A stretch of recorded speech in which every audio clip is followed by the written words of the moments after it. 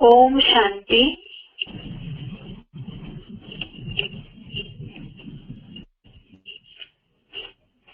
आज का भगवत गीता के क्लास में श्लोक नंबर है दूसरे अध्याय का 38वां श्लोक, अध्याय सेकंड, श्लोक नंबर 38। श्लोक है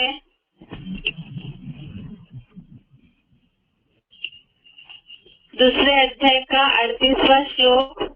श्लोक है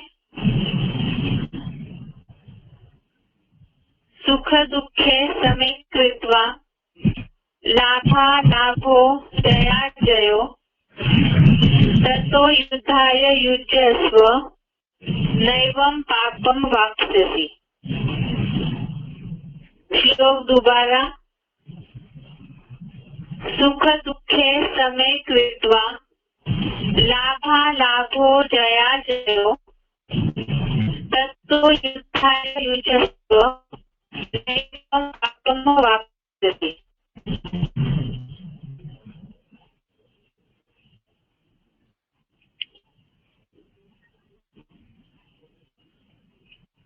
संधि विच्छेद श्लोक सुख दुखे समे कृत्वा। संधि विच्छेद श्लोक सुख दुखे समे कृत्वा लाभा लाभो ततः युज्यस्व न एवं पापम अवाप्स्यसि। संदेश दोबारा देखिए। सुख दुखे समे कृत्वा लाभा लाभो जया जयो ततः युद्धाय युज्यस्व न एवं पापम अवाप्स्यसि। शब्दों का अर्थ देखते हैं अभी। सुख दुखे अर्थात सुख दुख को, लाभा लाभो अर्थात लाभ हानि को, जया जयो अर्थात जय पराजय को, समे कृत्वा अर्थात समान मान करके, ततः अर्थात बाद में, युद्धाय अर्थात युद्ध के लिए, युजस्व अर्थात तैयार हो जा, एवं अर्थात ऐसे, पापम अर्थात पाप, न अवाप्स्यसि अर्थात नहीं लगेगा। शब्दों का अर्थ दोबारा। सुख दुखे अर्थात सुख दुख को, लाभा लाभो अर्थात लाभ हानि को, जया जयो अर्थात जय पराजय को, समे कृत्वा अर्थात समान मान करके, ततः अर्थात बाद में, युद्धाय अर्थात युद्ध के लिए, युज्यस्व अर्थात तैयार हो जा, एवं अर्थात ऐसे, पापम अर्थात पाप, न अवाप्स्यसि अर्थात नहीं लगेगा। अभी श्लोक का अर्थ देखते हैं। सुख दुख को, लाभ हानि को, जय पराजय को समान मान करके बाद में युद्ध के लिए तैयार हो जा, ऐसे पाप नहीं लगेगा। जैसे कल के श्लोक में भगवान ने अर्जुन को इस बात का उमंग उत्साह दिला करके बोला कि अगर इस युद्ध में हौसले से लड़ते लड़ते मौत पाई तो भी स्वर्ग को पाएगा, और जीत गया तो भी धरनी को भोगेगा। इसीलिए ही निश्चय करके उठ खड़ा हो। अर्थात युद्ध करने से ये दोनों फायदे बताए कि अगर लड़ते लड़ते मर भी जाते हैं तो भी स्वर्ग मिलेगा, और जीत जाते हैं युद्ध में तो भी धरती का राज्य मिलेगा। इसलिए दोनों तरफ से फायदा ही है। ऐसे समझाते हुए भगवान ने अर्जुन को युद्ध के लिए निश्चय करके युद्ध शुरू करने के लिए बोला, और साथ में आज के श्लोक में जो बात बताई है कि युद्ध के परिणाम को समान मानना है, अर्थात युद्ध का जो भी परिणाम होगा उसके लिए हार हो जीत हो या जो भी हो प्राप्ति, उसमें सुख को दुख को लाभ हानि जय पराजय को समान मान करके युद्ध के लिए तैयार हो जा। ऐसे पाप नहीं लगेगा, क्योंकि युद्ध के लिए अर्जुन एक तो देहधारियों के लगाव के कारण, सगे संबंधियों के मोह के कारण भी पीछे हट रहे थे, अपने गुरुजनों के सम्मान के कारण भी पीछे हट रहे थे, हिंसा होने की बात से भी पीछे हट रहे थे। तो इसीलिए अर्जुन को ये बात बताई कि जो भी उसका रिजल्ट होगा, युद्ध का जो भी परिणाम निकलेगा, उस सब में समान रह करके युद्ध के लिए तैयार हो जा। एक बार इस श्लोक का क्लैरिफिकेशन सहित अर्थ देखते हैं।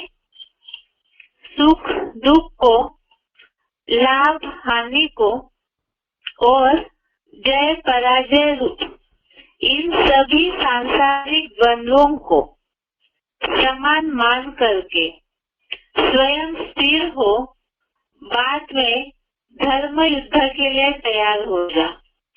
ऐसे देहधारियों के बेलगाव में रहने से आत्मा को पाप नहीं लगेगा।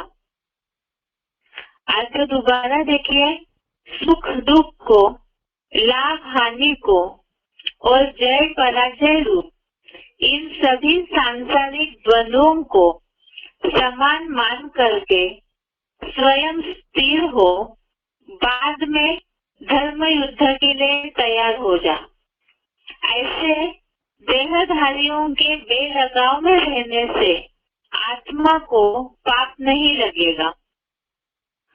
ये जो आत्मा को पाप नहीं लगेगा, ये जो बात बोली है, इससे संबंधित ही 18वें अध्याय का 17वें श्लोक का रेफरेंस दिया है। अध्याय 18 श्लोक नंबर 17 का रेफरेंस दिया हुआ है। एक बार उसे भी देखिए। 18वें अध्याय का 17वां श्लोक।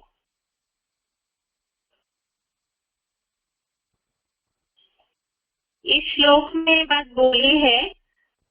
18वें अध्याय का 17वां श्लोक है, यस्य नाहं कृतो भावो बुद्धि यस्य न लिप्यते हत्वा अपि स इमान् लोकान् न हन्ति न निबध्यते।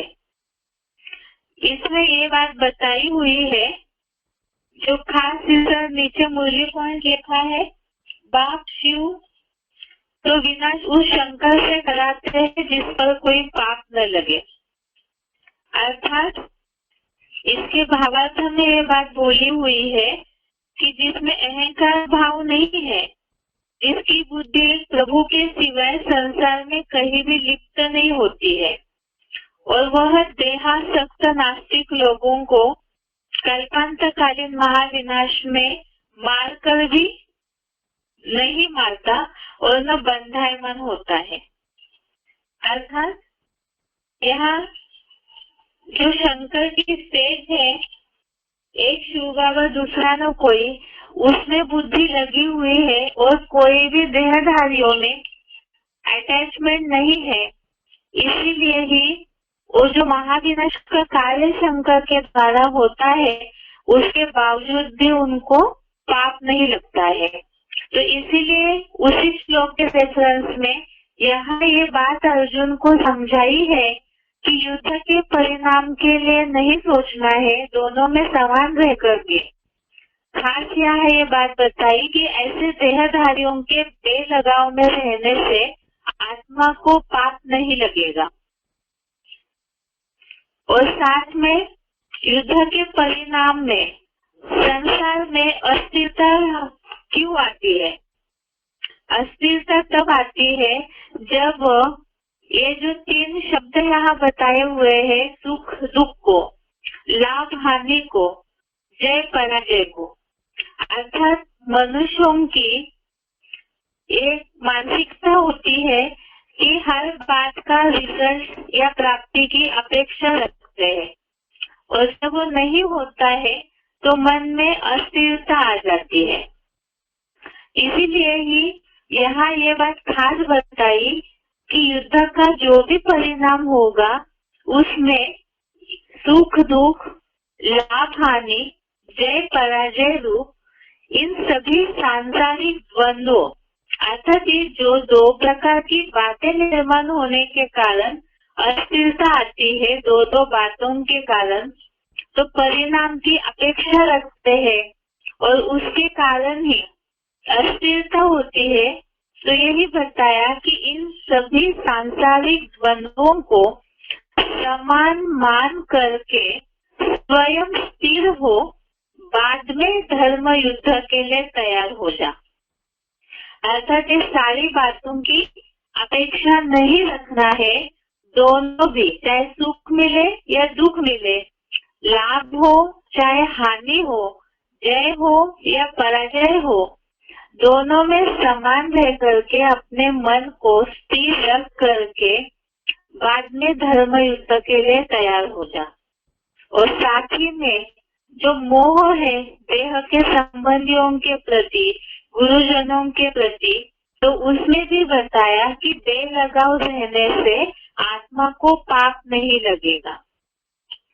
इसी से संबंधित इसी अध्याय में एक श्लोक है, जिस श्लोक के बारे में ज्यादातर भक्ति मार्ग से ही सभी श्लोक को जानते हैं, जो बोला हुआ है, कर्मण्ये वाधिका रस्ते मां फलेषु कदाचन। गीता का ये बहुत प्रसिद्ध श्लोक है, दूसरे अध्याय का 47वां श्लोक, अध्याय 2 का ही 47 नंबर श्लोक। इसमें ये जो बात आई हुई है कि तेरा कर्मयोग में ही अधिकार है, फल में नहीं, इसलिए कर्म फल का कारण मत बनो।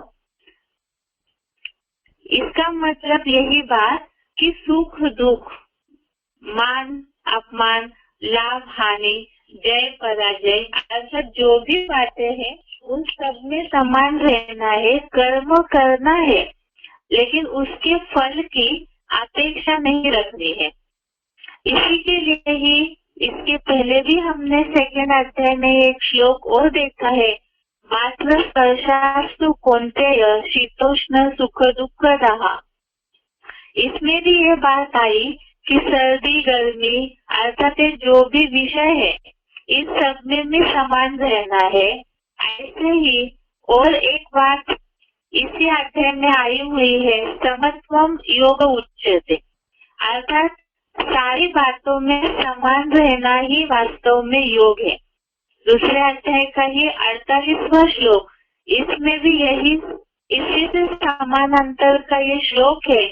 इसने ये बात बताई है कि आसक्ति त्याग कर सफलता असफलता में समान रह करके इन द्वंद्वों से परे होना ही समत्व ही योग कहा जाता है। अर्थात कोई भी बात में धर्म युद्ध तो करना है, लेकिन उसमें कोई भी प्रकार के रिजल्ट की अपेक्षा नहीं रखनी है। दोनों में समान रह करके अगर युद्ध करेंगे तो उसी में ही प्राप्ति होगी, क्योंकि जो योगी है, ये युद्ध तो इसीलिए सिखाया जा रहा है अर्जुन को कर्म योगी बन करके। मन बुद्धि को स्थिर जितना करेंगे, स्वस्थिति में जितना स्थिर होंगे, स्वयं को स्थिर करना अर्थात स्वस्थिति में स्थिर होना धर्म युद्ध का रिजल्ट है, स्वर्ग की प्राप्ति। और वो तभी होगी जब स्वयं स्थिर होंगे, अर्थात स्वस्थिति में स्थिर होंगे। जो बताया सुख दुख लाभ हानि जय पराजय इन सब में समान रहना है, या जो प्रकृति के विषय है सर्दी गर्मी आदि उसमें भी समान रहना है। सफलता असफलता में भी समान रहना है और साथ में ही कर्म करना है, लेकिन कर्म फल की अपेक्षा नहीं रखनी है। जब ऐसी स्थिति में स्थिर होकर के धर्म युद्ध करेंगे तब ही उसका रिजल्ट दिखाई देगा।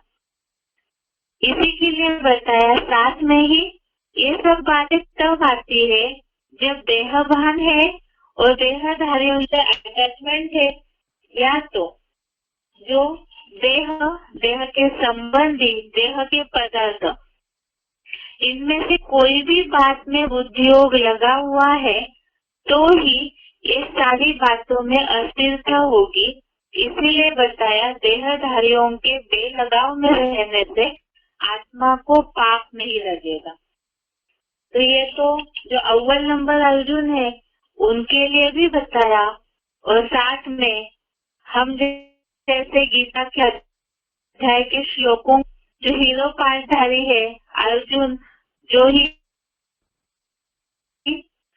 स्वर्गीय संगठन में स्वर्ग में अव्वल नंबर नारायण आदि नारायण का पद प्राप्त करते हैं, तो उनके लिए खास भगवान ने ये सारी बातें बताई है।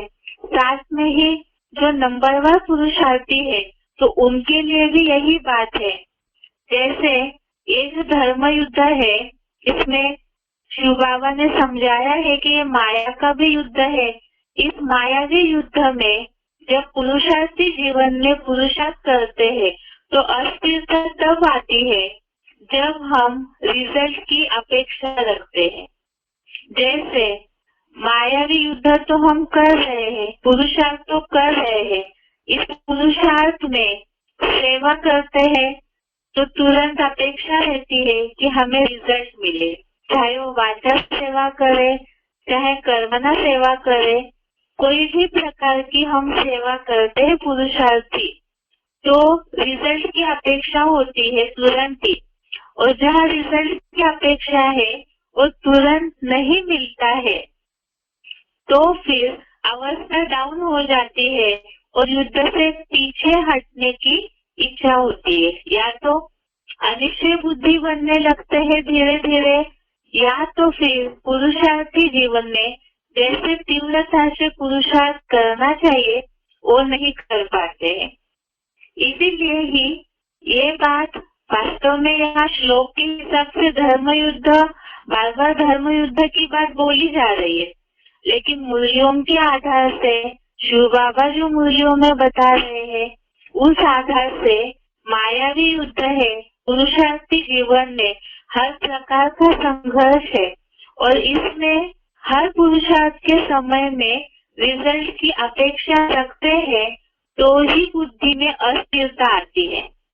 जबकि कर्म योग में तेरा अधिकार है, अर्थात हमें कर्म योगी बनकर के हर कर्म करना है, पुरुषार्थ करना है, सेवा करनी है। जो पुरुषार्थी जीवन के 4 सब्जेक्ट थे, ज्ञान, योग, धारणा, सेवा, ये चारों सब्जेक्ट का पुरुषार्थ करते रहना है। रिजल्ट की अगर अभी अपेक्षा रखते हैं तो इससे ये होगा कि जो नई दुनिया में पद मिलना है तो उसमें प्राप्ति में कटौती आएगी। यहाँ तो केवल पुरुषार्थ करना है, प्राप्ति तो स्वर्णिम संगम युग में 21 जन्मों के स्वर्ग में होगी और उसी आधार से 63 जन्मों में भी होती रहेगी। यहाँ तो प्राप्ति एक ही बताई है शिव बाबा ने, जितना सेवा करते जाएंगे रिजल्ट में खुशी का मेवा मिलता जाएगा। लेकिन पुरुषार्थी जीवन में जहाँ रिजल्ट में कहीं ना कहीं मान मर्तबे की या तुरंत की महिमा की या कोई ना कोई और बात की अपेक्षा रखते हैं, तो उसके कारण ही जब वो पूरी नहीं होती अपेक्षा तब वही अस्थिरता आती है। और अस्थिरता जब आती है तो युद्ध से पीछे हटने लगते हैं, या तो अनिश्चय बुद्धि होने लगते हैं या तो अवस्था डाउन होने लगती है। इसीलिए ही भगवान ने इस बात में समझाया कि जो योगी है,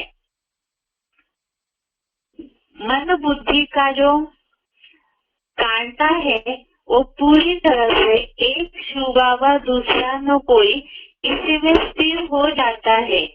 और बाकी सारी ये जो बातें हैं, सुख दुख, लाभ हानि, जय पराजय, सफलता असफलता, सर्दी गर्मी आदि प्रकृति के विषय, इन सब में ही स्थिर होना है।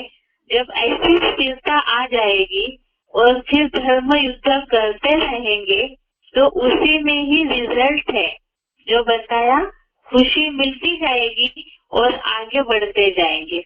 और इसके साथ साथ और एक सतर्कता बताई है कि देहधारियों के बेलगाव में रहने से आत्मा को पाप नहीं लगेगा। अर्थात इसमें भी कई सेवा के साथी या देह, अपनी देह की चिंता, देह के पदार्थों की चिंता या संबंधियों की चिंता, या तो जो सेवा के साथी है उनकी चिंता, ये सारी बातों में कहीं ना कहीं बुद्धि उलझी हुई रहती है।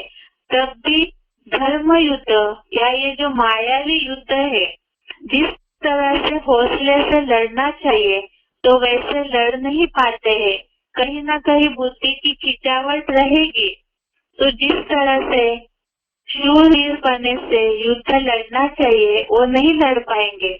और साथ में बताया कि उसे पाप लगता है, इसीलिए ही देहधारियों के बेलगाव में रहने से आत्मा को पाप नहीं लगेगा। और इसी के लिए उदाहरण के लिए 18वें अध्याय का 17वां श्लोक, अध्याय 18 का 17वें श्लोक का रेफरेंस बताया कि जैसे बाप विनाश उनसे कराते हैं जिस पर कोई पाप न लगे। तो शंकर जो स्वयं याद की अवस्था में स्थिर रहते हैं, तो इसीलिए ही उनके ऊपर महाविनाश की प्रेरणा देने के बावजूद भी कोई पाप नहीं लगता है। इस तरह से आज के श्लोक का अर्थ है ये। दोबारा इसके अर्थ को देखते हैं। सुख दुख को, लाभ हानि को और जय पराजय रूप इन सभी सांसारिक द्वंद्वों को समान मान करके स्वयं स्थिर हो, बाद में धर्म युद्ध के लिए तैयार हो जा। ऐसे देहधारियों के बेलगाव में रहने से आत्मा को पाप नहीं लगेगा।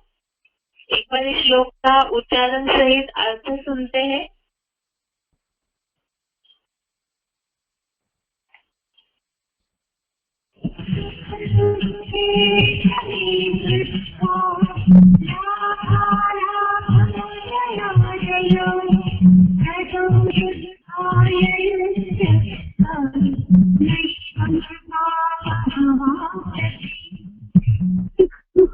लाभ हानि को और जय पराजय रूप इन सभी सांसारिक द्वंद्वों को समान मान करके स्वयं स्थिर हो, बाद में धर्म युद्ध के लिए तैयार हो जाए। ऐसे देहधारियों के बेलगाव में रहने से आत्मा को पाप नहीं लगेगा। देखिए गीता के 18वें अध्याय का 17वां श्लोक।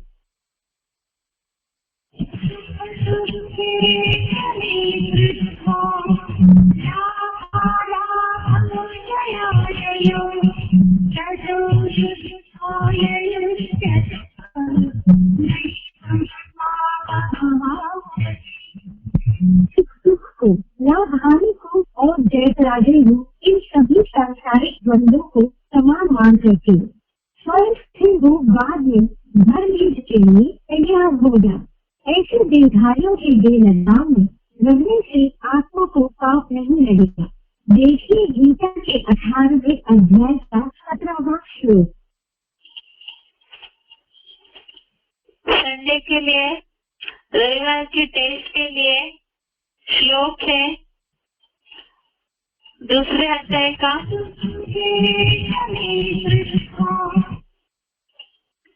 रविवार की टेस्ट के लिए श्लोक है दूसरे अध्याय का 34वें श्लोक से दूसरे अध्याय का 38वां श्लोक, अध्याय सेकंड श्लोक नंबर 34 से श्लोक नंबर 38।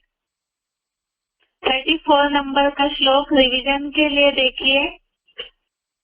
श्लोक है 34 नंबर का, अकीर्तिम चापि भूतानि कथयिष्यन्ति ते व्ययाम् संभावितस्य च कीर्ति मरणादतिरिच्यते। अर्थात और संसार के दुखी अशांत लोग निरंतर तेरी अपकीर्ति करेंगे और सम्मानित व्यक्ति के लिए यहाँ अपकीर्ति मौत से भी बढ़कर है। ये तो हमने श्लोक समझते समय समझा है। अर्जुन युद्ध से पीछे न हटे, इसीलिए भगवान ने उनको बात बताई कि संसार में जो दुखी अशांत लोग हैं, उन्होंने अर्जुन के ऊपर अपेक्षा रखी है कि वो युद्ध करके दुख अशांति का नाश करेंगे। अगर अर्जुन युद्ध नहीं करते हैं तो ऐसे दुख अशांति लोग जो है वो निरंतर अपकीर्ति करेंगे और सम्मानित व्यक्ति जो अर्जुन का मान है कि वो बहुत अच्छे योद्धा है, तो ऐसे सम्मानित व्यक्ति के लिए अपकीर्ति मौत से भी बढ़कर है। 35वां श्लोक 35 नंबर श्लोक देखिए। धया जनादुपरतम मत्स्यन्ते त्वं महारथः एषां च त्वं बहुमतो भूत्वा यास्यसि लाघवम्। अर्थात महारथी तुझको क्षत्रिय योद्धा होते हुए भी विरोधियों के भय से धर्म युद्ध से भयभीत व विमुख हुआ मानेंगे, जिनके मन में तेरा महानतम धनुर्धर होने का इतना अधिक मान है, वे ही अविनाशी भारत के सत्य सनातनी लोग तुझको तुच्छ समझेंगे। अर्थात एक तो दुख संसार के दुखी अशांति लोग जो है वो भी ग्लानि करेंगे और साथ में जो महारथी है वो भी यही सोचेंगे कि विरोधियों के भय से अर्जुन युद्ध से पीछे हटे हैं, विमुख हुए हैं, और ऐसे सनातनी लोग जो है वो भी अर्जुन को तुच्छ समझने लगेंगे। 36 नंबर श्लोक 36 नंबर श्लोक। अवाच्य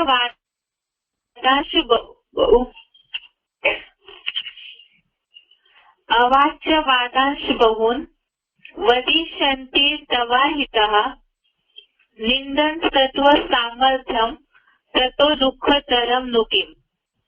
अर्थात और तेरे 2500 वर्षों से सदा विधर्मियों में कन्वर्टेड विरोधी तेरे सामर्थ्य की निंदा करते हुए बहुत सी गंदी, असहनीय और सरासर झूठी, ग्लानि भरी, अनकहानी बातें बोलेंगे। उससे बढ़कर सांसारियों से मुंह छिपाने जैसा और क्या बड़ा दुख होगा। अर्थात जो समझा हमने, एक तो दुखी जो लोग हैं वो भी ग्लानि करेंगे, जो सनातनी लोग हैं, जो महारथी है, वो भी युद्ध से पीछे हटने के कारण तुच्छ समझने लगेंगे। और तीसरी बात यहाँ बताई, जो विरोधी है अर्थात सनातन धर्म के अलावा जो भी विधर्मी है, तो वो भी अर्जुन के सामर्थ्य की निंदा करते हुए बहुत सारी ग्लानि भरी बातें जो सुनने योग्य न है ऐसी बातें बोलेंगे। तो ऐसी ग्लानि से संसारियों से मुंह छिपाने जैसा और बड़ा क्या दुख हो सकता है। अगला श्लोक है 37 नंबर श्लोक। हतो वा प्राप्स्यसि स्वर्गम जित्वा वा भोक्ष्यसे महीम् तस्मात् उत्तिष्ठ कौन्तेय युद्धाय कृत निश्चय। अर्थात हे देहभान नाशिनी कुंती पुत्र, या हौसले से लड़ते लड़ते मौत पाई तो स्वर्ग को पाएगा, अथवा जीत कर देवासुर आत्माओं की सारी धरनी को भोगेगा। इसलिए gateway to heaven Mahabharata युद्ध के लिए निश्चय कर उठ खड़ा हो। विश्व विजय तेरा ही जन्म सिद्ध अधिकार है। तो इसमें ये बात बताई कि ऐसे सारे लोग जब ग्लानि और निंदा करने लगेंगे तो इससे बड़ा दुख क्या होगा।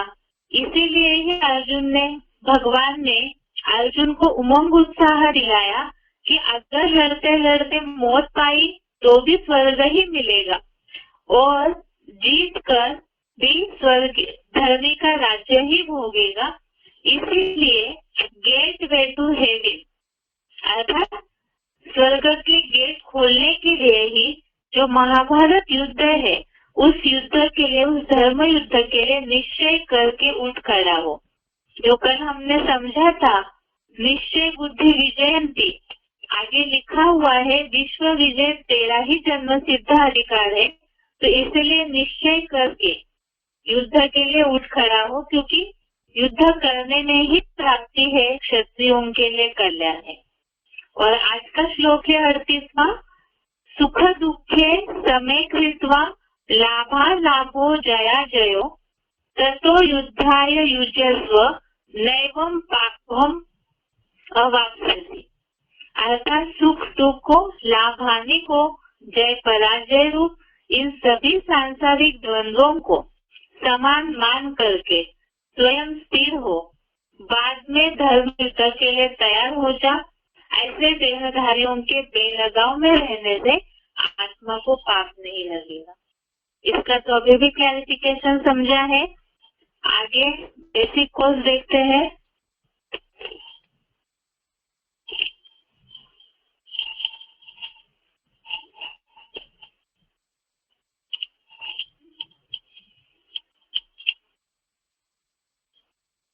बेसिक कोर्स में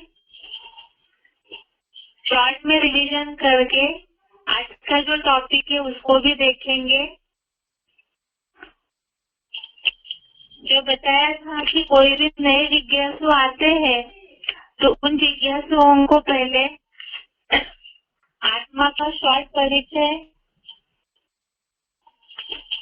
परिचय देना है, इसलिए ताकि आत्मा का सार बताने से तीन लोग का चित्र समझाने के पीछे का उद्देश्य समझ में आएगा लोगों को।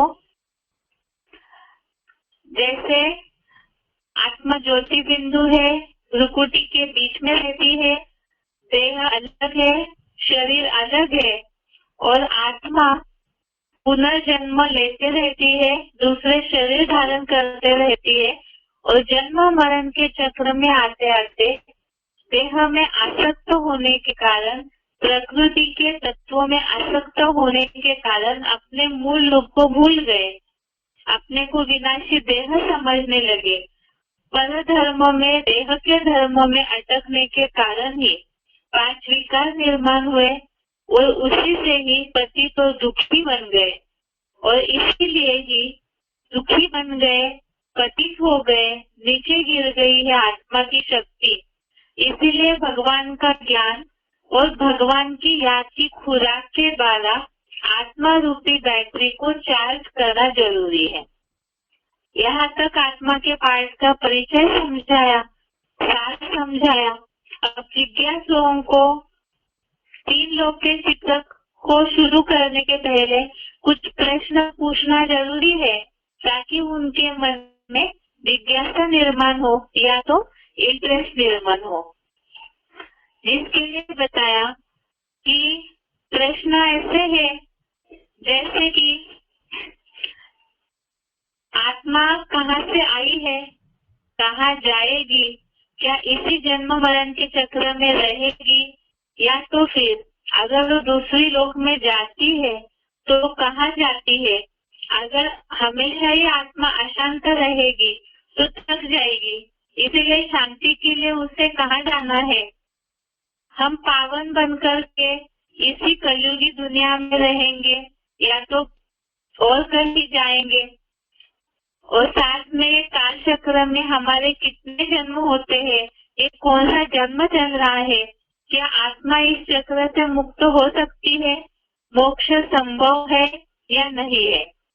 ऐसे बहुत सारे प्रश्न जो आप और भी सोच सकते हैं, जिसके कारण जिज्ञासुओं के मन में इच्छा निर्माण हो कि आगे हम सुने, आत्मा के बारे में सुने, ईश्वर के बारे में जानने की उनको इच्छा निर्माण हो। उसके बाद 3 लोग का चित्र, जिसका शॉर्ट परिचय पहले देना है। चित्र में जो दिख रहा है उसके बारे में शॉर्ट में पहले समझाना है। जो बताया कि सबसे ऊपर जो 3 लोग के चित्र में लाल लाल प्रकाश दिख रहा है, तो वहाँ आत्माओं का सेटिंग दिख रहा है, वो परम धाम है जिसे मूल वतन बोला जाता है। 5 तत्वों की दुनिया से परे छठा एक स्वयं प्रकाशित तत्व है जो मूल है। मूल अर्थात शुरुआत और घर है आत्माओं का, इसीलिए उसे मूल वतन या आत्मलोक भी कहा जाता है, वो ब्रह्मलोक भी कहा जाता है। उसके बाद नीचे ब्रह्मा विष्णु शंकर की पूरी दिखाई गई है, तो वो सूक्ष्म वतन है, दूसरा लोक हो गया।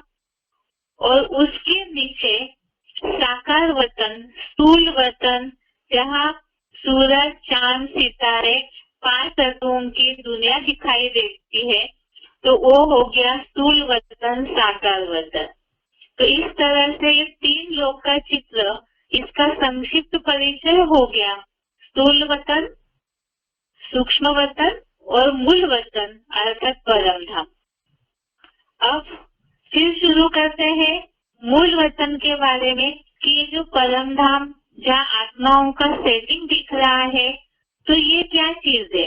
ये परम धाम इसे क्यों बोला है, इसे मूल वतन बोला है और क्या कहा जाता है?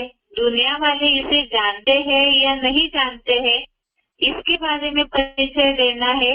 मूल वतन अर्थात जहाँ मूल है, आत्मा अर्थात बीज, और एक बीज के आत्माओं के रहने का स्थान है, इसीलिए इसे मूल वतन कहा है। यहाँ शरीर नहीं रहता, 5 तत्वों से बिल्कुल हटके ये दुनिया है। आत्मा जहाँ अपने मूल रूप में पॉइंट ऑफ लाइट ज्योति बिंदु के रूप में रहती है, तो निराकारी दुनिया है, इसीलिए आत्माओं का लोक है, तो आत्मलोक कहा जाता है। इसे ही निर्वाण धाम भी कहा जाता है, जहाँ वाणी नहीं रहती, इसे लोग कहते हैं पार निर्वाण चला गया। अर्थात 5 तत्व नहीं, तो वहाँ वाणी का कोई कनेक्शन भी नहीं, इसे ही शांति धाम या साइलेंस वर्ल्ड भी कहा जाता है। और यहाँ आत्मा मुक्त अवस्था में 5 तत्वों के बंधन से मुक्त, जन्म मरण के चक्र से मुक्त रहती है, तो इसीलिए इसे मुक्ति धाम कहा जाता है। इसे ही ब्रह्म महातत्व या तो ब्रह्मांड, ज्यादातर भक्ति मार्गीय जो लोग हैं ब्रह्मांड के रूप में जानते हैं।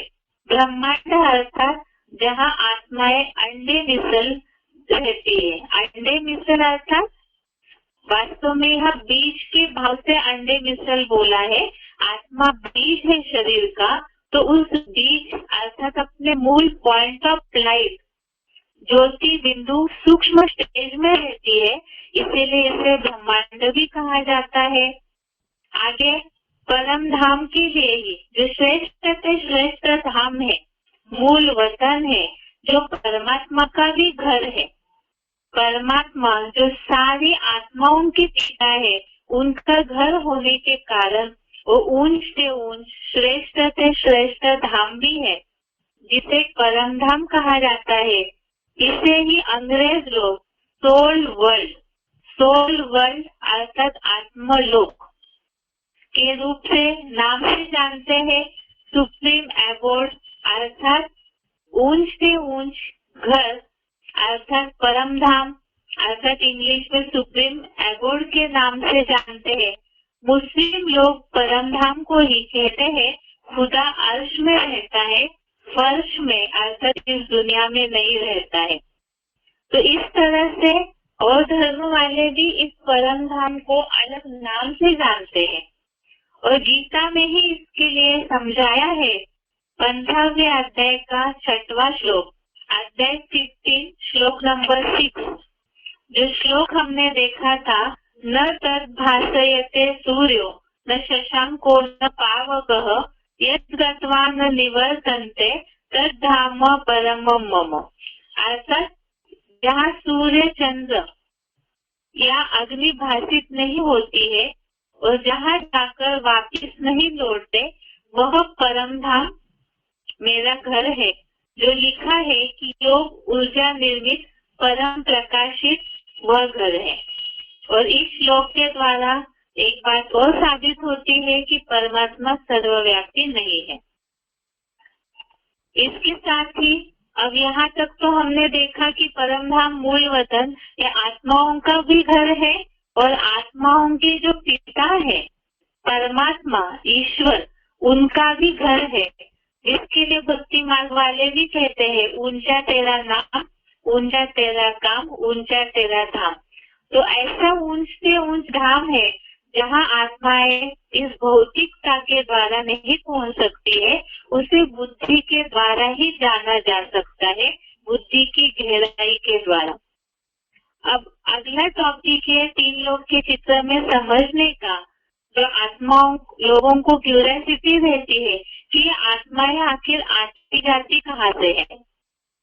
जैसे इसके लिए एक उदाहरण हमने कल समझा था कि सृष्टि में इस दुनिया में फैमिली प्लानिंग की इतनी योजनाएं बनाने के बावजूद भी लगातार जनसंख्या बढ़ते जा रही है। तो ये जनसंख्या बढ़ने का खास कारण क्या है? तो आत्माएं इस सृष्टि के अंत समय अभी चल रहा है, इसीलिए जितनी भी आत्माएं उस परम धाम में आत्मलोक में बची हुई है वो तीव्रता से नीचे आते जा रही है। तो इसीलिए जनसंख्या बढ़ रही है। और दूसरी बात, आत्माएं आत्मलोक से आती है, आत्मलोक में ही जाती है अंत में। इसका प्रूफ गीता में समझाया है। जो 8वें अध्याय का 18वां श्लोक देखा था, अध्याय 8 श्लोक नंबर 18, नंबर सिर्फ बता रहे और भावार्थ साल में बताएंगे क्योंकि समय कम है रिवीजन के लिए। इसमें भावार्थ में 8वें अध्याय के 18वें श्लोक के भावार्थ में ये बात आई कि स्वर्गीय दिन आने पर अव्यक्त धाम से सभी प्राणी इस सृष्टि पर आते हैं और रात्रि के अंत में अव्यक्त धाम नामक उसी परम धाम में 7 अरब की संख्या में लीन हो जाते हैं, अर्थात वापिस लौटते हैं। तो ये श्लोक पहला प्रूफ हो गया। आत्माएं आत्मलोक से इस सृष्टि पर कार्ड बजाने आती है और पुनः सृष्टि अंत में 7 अरब की संख्या अर्थात जितनी भी 700 करोड़ की संख्या है वो सब आत्माएं अंत में अव्यक्त धाम अर्थात जहाँ आत्माएं अव्यक्त रहती है उसी धाम में परम धाम में आत्मलोक में वापिस लौट जाती है। आगे 8वें अध्याय का 19वां श्लोक, अध्याय 8 श्लोक नंबर 19, इसमें भी ये बात आई है प्राणियों का आदि और अंत अव्यक्त है। इस 8वें अध्याय के 19वें श्लोक में भावार्थ में ये बात आई है कि यह मानवीय प्राणी समुदाय बार बार जन्म लेकर रात्रि के अंत में बरबस पूरा लीन हो जाता है और दिन आने पर नंबरवार प्रकट होने लगता है। तो 18वें श्लोक के समानांतर में ही ये भी बात बताई है कि बार बार जन्म लेकर अंत में प्रलय के अंत में बरबस अव्यक्त धाम में लीन हो जाते हैं। आगे और एक प्रूफ देखा हमने दूसरे अध्याय का 28वां श्लोक, अध्याय 2 श्लोक नंबर 28, इसके भावार्थ में ये बात आई है कि प्राणियों का अंत और आदि अदृश्य है, अर्थात ही शुरुआत जहाँ से आत्मा मूल रूप में रहती है वो अदृश्य है, उन्हें इन आंखों से कोई देख नहीं सकता है। मध्य जीवन व्यक्त है, अर्थात इस सृष्टि पर आत्मा जो पार्ट बजाती है तो वो जीवन व्यक्त है। और मृत्यु के बाद कल्पांत महाविनाश की बात बताई कि यहाँ भी वो अव्यक्त हो जाते हैं, अर्थात उस आत्मलोक में ही वापिस लौटते हैं। और खास बात बताई हुबहू कल्प की आवृत्ति, अर्थात ये रिपीटेशन चलते ही रहता है हर कल्प में, तो इसीलिए बताया इसमें शोक क्या करना।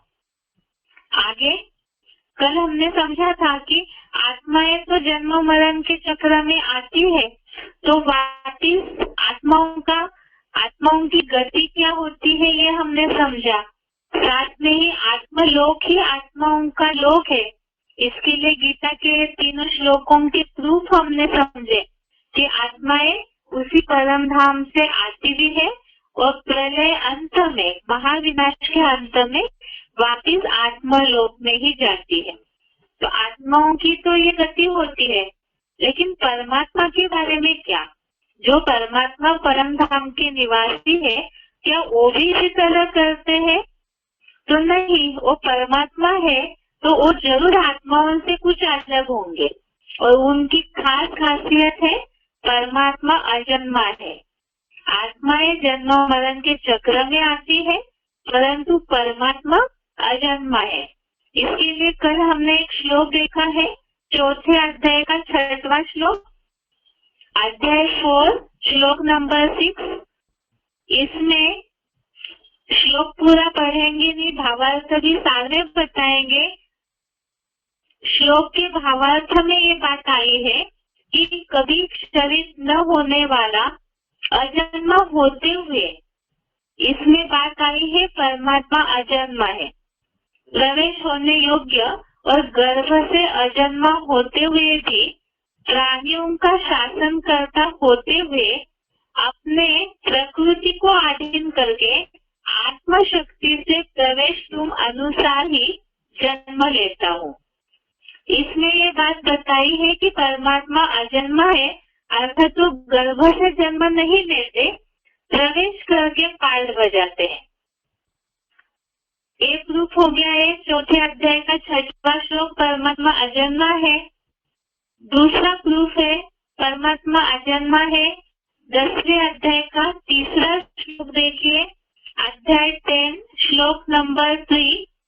कल श्लोक भी हमने पढ़ा है, इसलिए भावार्थ में जो शब्द आया है सिर्फ उसे ही बताएंगे। जो मुझ शिव बाबा को अजन्मा, अगर्भा, अनादि और त्रिलोक का महान शासक जानता है। इसमें बात आई है 10वें अध्याय के 3रे श्लोक में भी, मुझको अजन्मा, अगर्भा, अनादि। तो इसमें भी ये बात सिद्ध हो जाती है कि परमात्मा अजन्मा है। 10वें अध्याय का 3रा श्लोक। आगे 10वें अध्याय का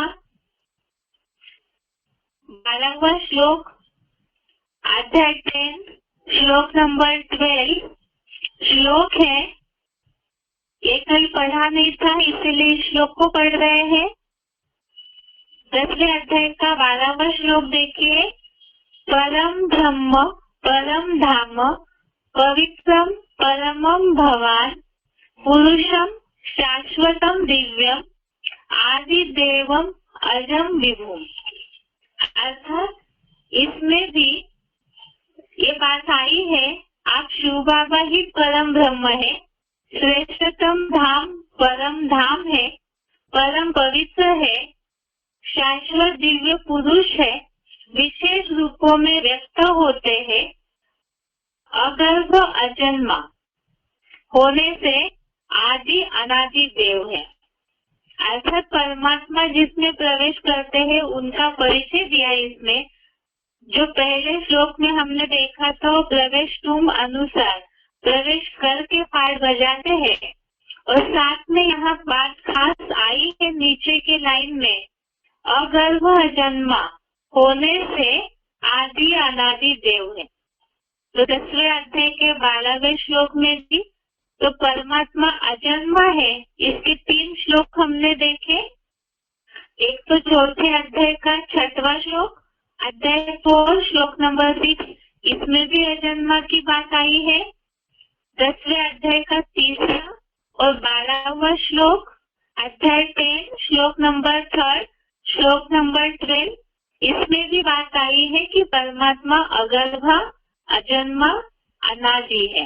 अर्थात उनको कोई शुरुआत नहीं करते, वो अनादि है, रचे रचाए है, साथ में अजन्मा भी है। अब परमात्मा अजन्मा है, ये तो बात ठीक है। अब आत्माएं जन्म मरण के चक्र में क्यों आती है? ये तो हमने समझा कि आत्माएं जन्म मरण के चक्र में आती है और जब चक्र पूरा हो जाता है तो आत्मलोक में जाती है। इसके प्रूफ के लिए हमने श्लोक भी देखे। अब आत्माएं जन्म मरण के चक्र में क्यों आती है? इसमें बताया है आत्माएं 3 गुणों को भोगती है। इन गुणों में आसक्ति ही जन्म मरण के चक्र में आने का कारण है। ये श्लोक हमने आत्मा के पाठ में भी देखे हैं। आत्माएं जन्म मरण के चक्र में क्यों आती है, इसलिए सिर्फ श्लोक नंबर बता रहे हैं। जो नोट कर रहे हैं वो श्लोक नंबर नोट करें। आत्माएं जन्म मरण के चक्र में आने का कारण 13वें अध्याय का 20वां श्लोक, अध्याय 13 श्लोक नंबर 20। इसमें ये बात आई है कि प्रकृति के कारण, प्रकृति से अटैचमेंट के कारण सुख दुख भोगता पने में कारण कहा जाता है। अर्थात जो हम देखे हैं आत्मा के टॉपिक में कि प्रकृतिगत जो 3 गुण है और प्रकृति है, इसमें जन्म मरण के चक्र में आने के कारण ही आत्मा में अटैचमेंट निर्माण हो जाता है और उसी के कारण ही आसक्ति के कारण ही वो जन्म मरण के चक्र में आती है। दूसरा 13वें अध्याय का 21वां श्लोक, अध्याय 13 श्लोक नंबर 21, इसमें भी ये बात आई है आत्माएं जन्म मरण के चक्र में क्यों आती है।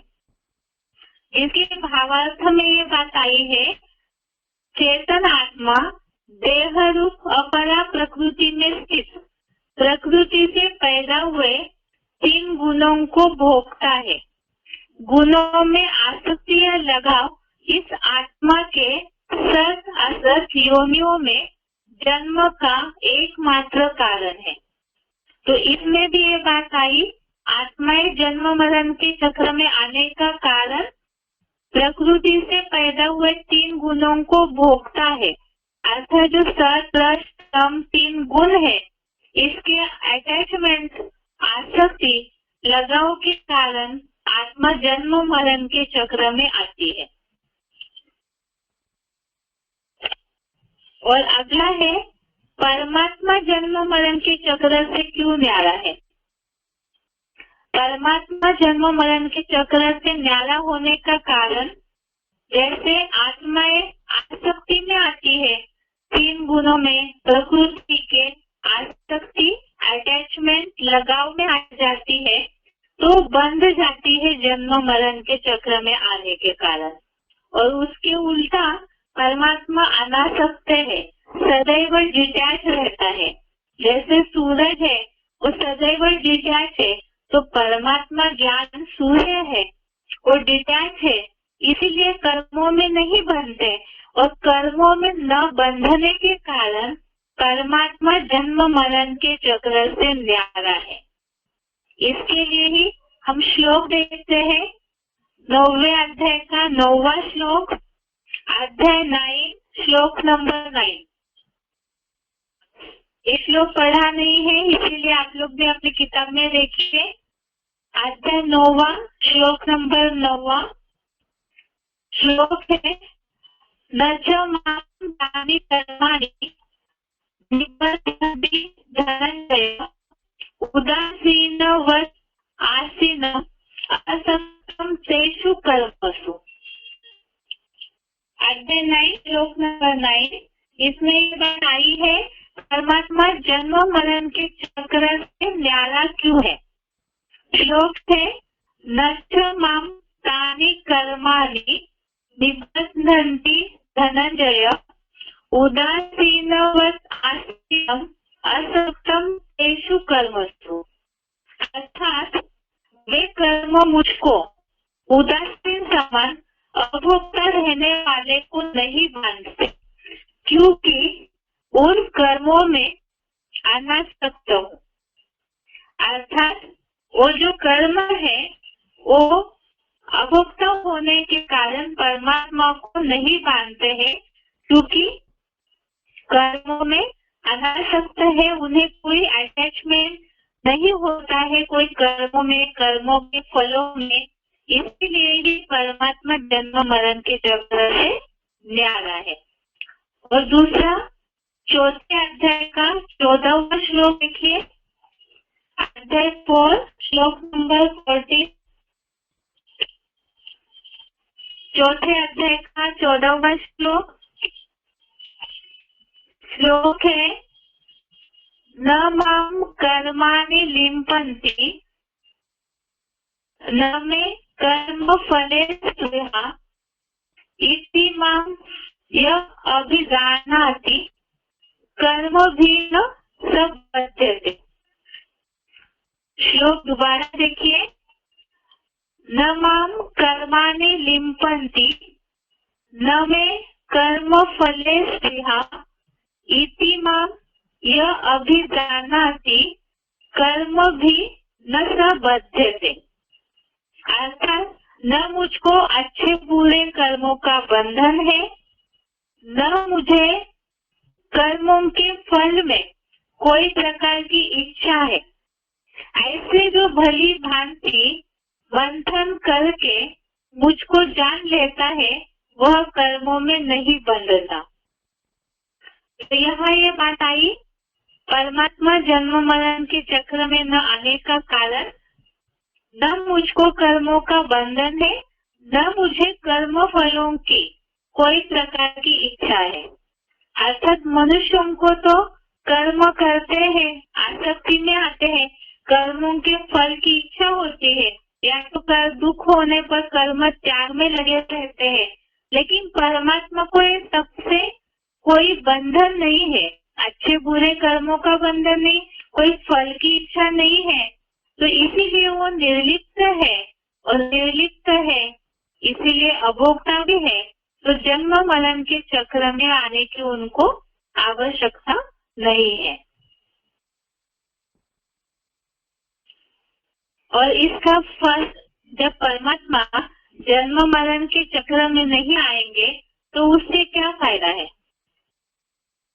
परमात्मा जन्म मरण के चक्र में नहीं आते हैं तो उससे, और आत्माएं जन्म मरण के चक्र में आती है उससे, दोनों में एक अंतर आ जाता है। आज हमने अभी तक ये समझा कि आत्माएं जन्म मरण के चक्र में क्यों आती है। रिवीजन के बाद जो हमने आज टॉपिक शुरू किया उसमें पहली बार आत्माएं जन्म मरण के चक्र में क्यों आती है, तो उसका कारण प्रकृति के 5 तत्वों का, या तो प्रकृति के जो सत रज तम गुण है उसमें अटैचमेंट या कर्मों में आसक्ति के कारण आत्माएं जन्म मरण के चक्र में आती है। और परमात्मा अजन्मा है, अर्थात जन्म मरण के चक्र में नहीं आते। अजन्मा के लिए भी हमने श्लोक देखे, और परमात्मा जन्म मरण के चक्र में नहीं आते उसके लिए भी हमने श्लोक समझे कि परमात्मा कर्मों में आसक्त नहीं होते, वो अभोक्ता है, उनको अच्छे बुरे कर्मों का बंधन नहीं है, न इच्छा है कोई कर्म फल की, तो इसीलिए वो जन्म मरण के चक्र में नहीं आते। अब इसमें दोनों में कुछ अंतर और होगा। फिर आत्माएं जन्म मरण के चक्र में आती है तो भोगी बन जाती है।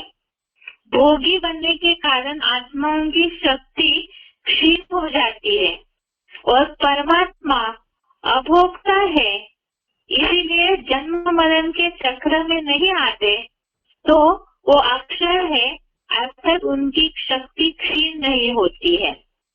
इसमें खास बात 15वें अध्याय का 16वां श्लोक देखिए, अध्याय 15 श्लोक नंबर 16। 15वें अध्याय का 16वां श्लोक है, भो इमो पुरुषो लोके क्षरश्च अक्षरः एव च क्षरः सर्वाणि भूतानि कूटस्थः अक्षरः उच्यते।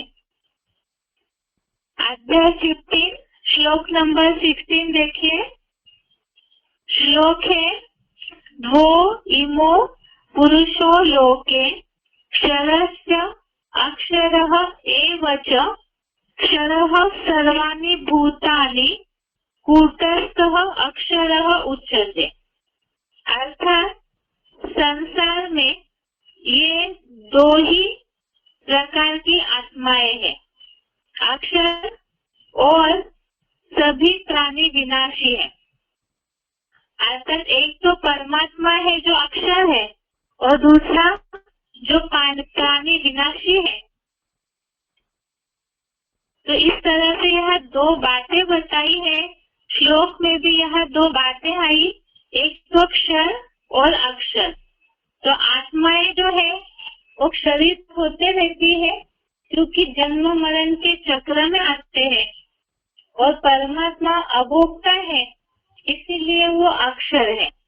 इसके लिए ही हमने 15वें अध्याय का 16वां श्लोक देखा, जिसमें बताया कि परमात्मा जो है इसलिए ही आत्माएं जो है वो कमजोर हो जाती है जन्म मरण के चक्र में आते आते, और परमात्मा अजन्मा है, जन्म मरण के चक्र में नहीं आते, तो अक्षर है। आज के लिए यहाँ तक ही रिविजन भी हो गई, और साथ में टेस्ट के लिए जो श्लोक अभी लिखवाए हैं आप सभी ने नोट किए होंगे। इसमें टॉपिक है जो रिविजन हुआ उसके बाद, एक तो आत्माएं कहाँ से आती है कहाँ जाती है। तो आत्मलोक के लिए जो प्रूफ बताए श्लोक के, आत्माएं आत्मलोक में वापस जाती है। इसमें 8वें अध्याय का 18वां 19वां श्लोक और दूसरे अध्याय का 28वां श्लोक, अध्याय 1 श्लोक नंबर 18-19 और सेकेंड अध्याय का 28वां श्लोक। उसके अलावा परमात्मा अजन्मा है, आत्माएं जन्म मरण में आती है, और परमात्मा अजन्मा है इसके लिए श्लोक देखे हमने 4थे अध्याय का 6वां श्लोक और 10वें अध्याय का 3रा और 12वां श्लोक, अध्याय 4 श्लोक नंबर 6 और अध्याय 10 श्लोक नंबर 3 और 12। उसके बाद आत्माएं जन्म मरण के चक्र में क्यों आती है? क्योंकि प्रकृतिगत 3 गुणों को भोगती है, जिसके लिए हमने श्लोक देखा 13वें अध्याय का 20-21वां श्लोक, जो आत्मा के पाठ में भी हो चुका है इसलिए इसे रिपीट नहीं किया था। 13वें अध्याय 13 श्लोक नंबर 20 श्लोक नंबर 21, इसमें ये बात आई है आत्माएं जन्म मरण के चक्र में क्यों आती है, और परमात्मा जन्म मरण के चक्र से न्यारा क्यों है। इसके लिए हमने श्लोक देखे 9वें अध्याय का 9वां श्लोक, 4थे अध्याय का 14वां श्लोक, अध्याय 9 श्लोक नंबर 9, अध्याय 4 श्लोक नंबर 14।